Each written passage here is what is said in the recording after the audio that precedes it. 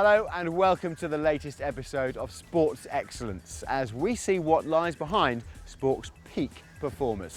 This month's show is all about cycling, so we're in Corsica for the start of the world's most prestigious cycling event, the Tour de France. Coming up, we'll be taking you on a tour of the latest bicycle technologies. We're going on a descent of Mount Ventoux, one of the most iconic descents in cycling, and we'll be looking at some incredible cycling stats. But first, let's hear from Jean-François Péchot. He's the man in charge of the parcours, the route of the Tour every year, making sure it remains the ultimate bike race.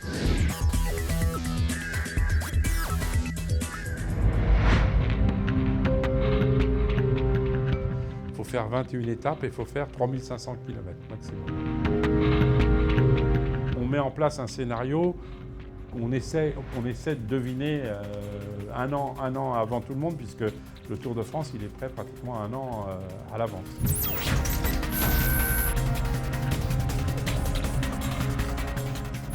Quand on trace les étapes, on dit tiens, ça c'est une étape plus pour Cavendish, celle-là, tiens, c'est plus pour un baroudeur, genre Cancellara ou Peter Sagan. Voilà, c'est les réflexions qu'on se fait. Et on ne trace pas un parcours pour un tel ou un tel, on trace un parcours pour que le plus de coureurs possible puissent s'exprimer.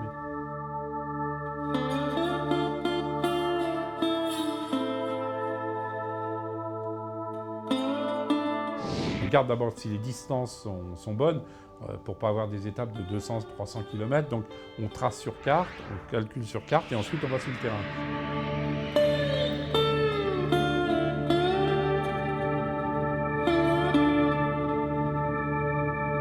Il y a des étapes un peu plus spécifiques où là, on va déjà une première fois en reconnaissance. C'est le cas pour notamment le Jura, les Vosges, le Massif central, l'étape Embrun-Sorges, où là, il y a 2-3 journées de travail.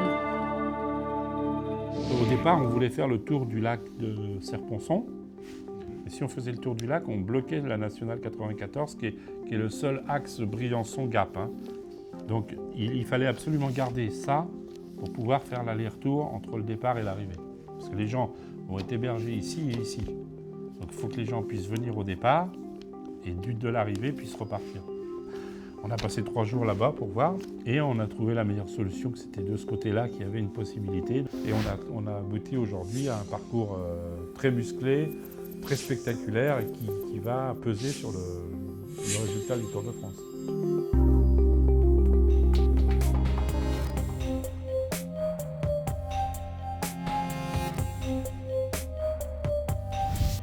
Le Tour de France est toujours dessiné pour le meilleur coureur, celui qui passe partout, le coureur le plus complet, mais surtout un coureur qui passe bien la montagne.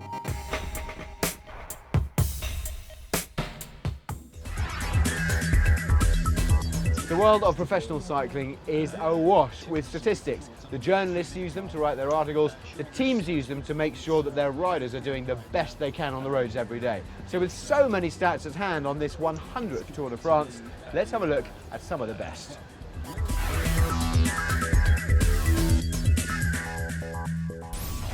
Over the course of the Tour, 12 million spectators will line the streets and towns of France, the equivalent of the total population of Belgium. There are 21 stages in total, with a distance of 3,479 kilometres, the same as going from Paris to Greenland. On downhill sections, the riders will reach top speeds of 110 kilometres an hour, the same as the cheetah, the fastest land animal on Earth. The minimum weight of the bicycle allowed by the Tour de France is 6.8 kilograms, roughly the same as a 4-month-old baby. The fastest recorded stage was in 1999 at an average of 50.4 kilometres an hour, the speed limit for a car in a town. During mountain stages, each cyclist will consume approximately 8,000 calories every day. You'd have to eat 8 double cheeseburgers with French fries to reach that amount. Technology plays a vital part in professional cycling, and every year the winner of the yellow jersey on the Tour de France knows that behind him is a team of mechanics who maintain these machines at the very peak of their performance. So let's go now and find out about the latest developments on use at this year's Tour.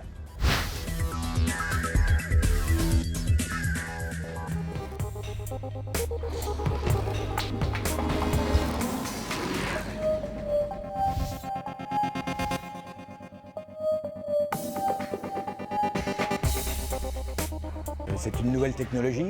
Donc il a fallu un petit peu de temps pour le mettre au point, de façon à ce que ça marche bien, que l'ajustement de la fourchette de dérailleur avant se fasse automatiquement. Donc ça a été un travail de 20 ans. Le coureur, lui, il a juste à s'occuper à changer ses vitesses derrière.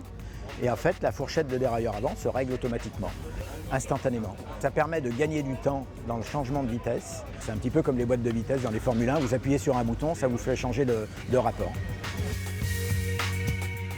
Ensuite, le derrière sur la roue libre, sur la cassette, vous pouvez passer 3 pignons par 3 pignons, c'est-à-dire ce qu'on appelle le changement de vitesse par rafale. Donc là, vous avez un bouton, vous descendez les vitesses, hop, hop. Là, vous remontez les vitesses à l'arrière. Et là, on entend justement l'ajustement du dérailleur avant qui se fait. Si je redescends les vitesses, voilà, vous avez entendu que le dérailleur avant s'est positionné tout seul, sans le changer.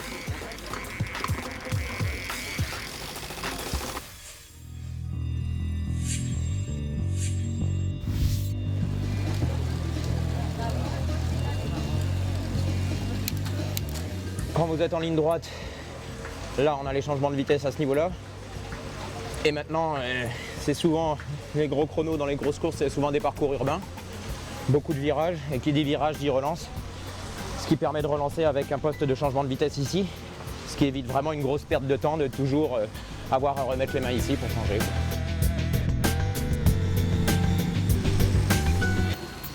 Je pense que dans les 5 années qui viennent, le groupe mécanique sera remplacé par des groupes électroniques, parce que sachant que là on parle de vélos de contre-la-montre, mais sur les vélos de route aussi, tous les coureurs utilisent le groupe électronique aujourd'hui parce que c'est une avance technologique, ça leur fait gagner du temps et ils préfèrent dans le fonctionnement. Unless you've been on one of the Grand Tours, it's impossible to imagine the extremes that professional cyclists experience. The grueling distances, the breathtaking scenery, the extraordinary gradients of the climbs and the breakneck speeds coming down the other side. Impossible, that is, until now. For this month's sensation, we're taking you on one of the most famous descents of the Tour de France at nearly 100 kilometers an hour down Mont Ventoux. So hold tight for the ride of your life.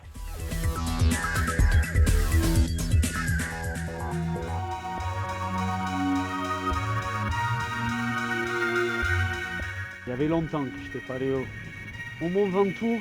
Allez, je vous amène. On y va? On est parti? Go!